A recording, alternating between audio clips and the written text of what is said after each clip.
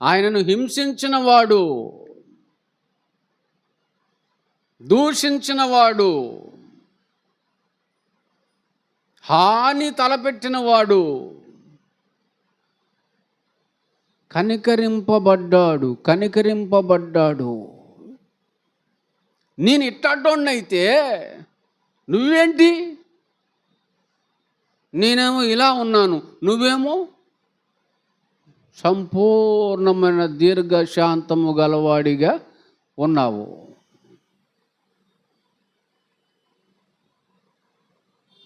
విత్తరపోయాడు పౌలు గారు రీసెర్చ్లో. బాబా నాలాంటి వాడి ఎలల ఇంత దీర్ఘశాంతం చూపేవేంది? ఇంత దీర్ఘశాంతాన్ని చూపేవేంది? నువ్వు రాజు కదా,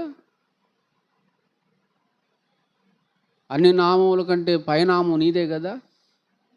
నువ్వేందయ్యా ప్రధాన పాపినైన నా ఎడల ఇంత పూర్ణమైన దీర్ఘశాంతాన్ని చూపావు?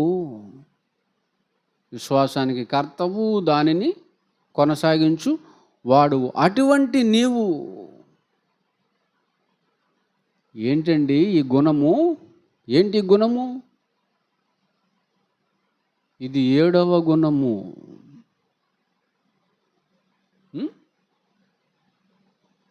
7వ మరి ఒక గుణం అన్నమాట. ఏంటది? ఏంటా 7వ గుణము? సహనము.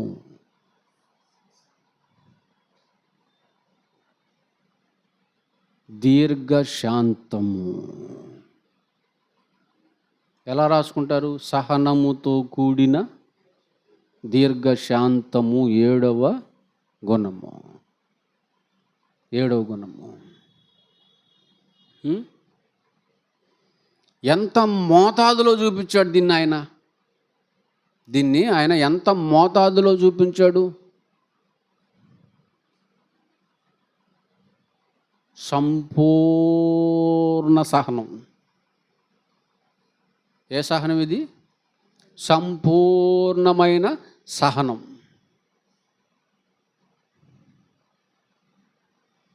పూర్వం అండి ఒక మాట అంటే అస్సలు పడేవాడు కాదు పౌలు గారు. ఒక మాట గనక పౌలు గారిని అన్నారా అస్సలు ఊరుకోడు, అస్సలు పడేవాడే కాదు. అట్లని ఉండేవాడా, ఊరుకునేవాడా? తల నరికేసేవాడు, తల తగ్గొట్టేవాడు, నరికి పడేసేవాడండి. చాలా రఫ్ అండ్ టఫ్గా ఉండేవాడు ఆయన. చాలా హార్డ్గా, చాలా క్రూరంగా, చాలా కఠినమైనటువంటి వ్యక్తిగా, కట్టికోళ్ళలాగా ఆయన ఉండేవాడు. అది ఆయన నేచరు. అర్థమైందా ప్రియులారా? అపోస్తుల కార్యం చూడండి 8:3. సౌలైతే ఏం చేస్తున్నాడండి? ఇంటింట జొచ్చి అంటే ఏంటి? జొచ్చి అంటే ఏంటి?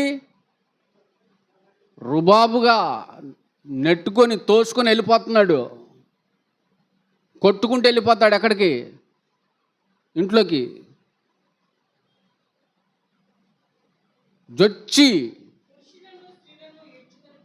లెక్కలేదు. పురుషుల్ని ఈడ్చుకెళ్తాడు. అసలు స్త్రీలను చాలా గౌరవించాలి, కానీ ఈయనకి స్త్రీ పురుషుడనే భేదం లేదు. స్త్రీలను కూడా ఈడ్చుకెళ్తాడు. పురుషులను స్త్రీలను కూడా ఈడ్చుకుని పోయి ఎక్కడేస్తాడు? జైల్లో వేపించేస్తాడు. దేన్ని పాడు చేస్తున్నాడు?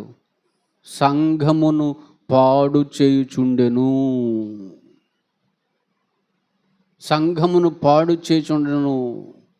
ఇటువంటి ఈయన యేసు ప్రభు వారిని చూచాడు ప్రియులరా. యేసుక్రీస్తు ప్రభువుల వారిని చూచాడు.